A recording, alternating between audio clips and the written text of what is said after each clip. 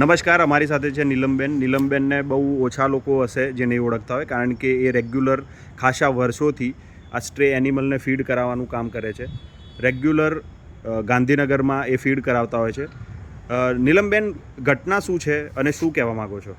નમસ્કાર, નીલમ વાધવાની બોલું. સજાનંદ પાર્ક કુડાસરમાં રહું છું. B104 મારા ઘરનો નંબર છે. હવે અમારા સોસાયટી એસોસિએશનનું એ કહેવું છે કે જે મારા વ્હીકલ ઉપર બિસ્કીટ આ તે લાગેલા રહે છે તો એ નહીં લાગેલું રહેવા દેવાનું, એ ગંદકી કહેવાય. અને હું રાત્રે જે આ બધું એનિમલ્સ માટે લઈ આવું, વેજીટેબલ્સ આ તે, હું રાત્રે 12:30 1 વાગ્યાની આજુબાજુ કે 10:30 11 પછી ગમે ત્યારે લઈ આવું. અને સવારે 4-5 વાગ્યા પછી તો મારો રાઉન્ડ ચાલુ થઈ જાય. સવારે 10-11 સુધી મારે બધું ડિસ્ટ્રોય કરી દેવાનું હોય. તો એ કે છે નીચે નહીં મૂકવાનું. મારા ઘરની બહાર મેં ટેબલ ખુરશી મૂકેલી છે, મને સ્પાઇનનો દુખાવો છે એટલે. હવે એના ઉપર બી હું જો કંઈ બી મૂકું છું, થેલા કે આ તે, તો એ બી ના પાડે છે કે એ નહીં મૂકવાનું અને ટેબલ ખુરશી જ નહીં મૂકવાની. હવે મારા ઘરની બહાર તો હું ટેબલ ખુરશી કે કંઈક બી મૂકી શકું, અધિકાર એટલો તો ખરો મારો. હવે એ એમને શું લેવું દેવું એ મને ખબર નથી પડતી. બહુ હેરાન કરે છે. ના કોઈને ડોનેશન આપવા આવવા દે છે, ના બધાને ધમકીઓ આપે છે કે તમારે અમને મદદ નહીં કરવાની. અને વારે કહે છે કે તારું વ્હીકલ અમે તોડી દઈશું. વ્હીકલ નીચે બી તોડી નાખ્યું છે ખાસી હદે. અને વ્હીકલ પાર્કિંગ બી નથી કરવા દેતા. આખું પાર્કિંગ કવર કરી દીધું છે અને રામ ભગવાનને બેહાડી દીધા છે કે અહીંયા તો રામ ભગવાન રહેશે.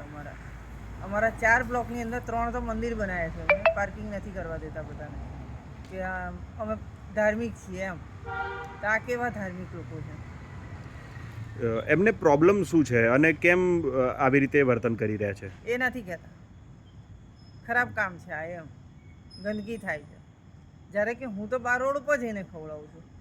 તો એનું સોસાયટીને શું લેવા દે? રાત્રે 2 વાગે જાય છે આ તે, એ બી તમારો સોસાયટીનો સબ્જેક્ટ નથી. એ મારી પર્સનલ લાઈફ છે. હું 10 વાગે જઉં, 2 વાગે જઉં, 1 વાગે જઉં, મારા ઘરના સભ્યોને હું જવાબ આપવા બંધાયેલી કે મારા ઘરના સભ્યોએ જોવાનું.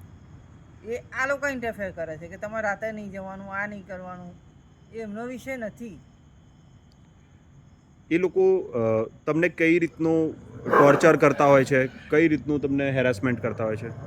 જેમ કે વારે નોટિસો વોર્ડ પર લગાડશે, બધાને ધમકીઓ આપશે, આટલામાં બધે જ બોલ કરશે કે એના ઘરેથી ગંદકી થાય છે, ઠેકણું થાય છે, આમ છે. હેલ્થ ડિપાર્ટમેન્ટમાં એમના અધિકારીઓ ઓળખે છે, એ બધા આવી જાય ઘડીએ નોટિસો ફાડીને મૂકી જશે કે બહાર આમ નહીં મૂકવાનું, આ નહીં કરવાનું. કચરો મારો કોઈ દિવસ બહાર નથી હોતો.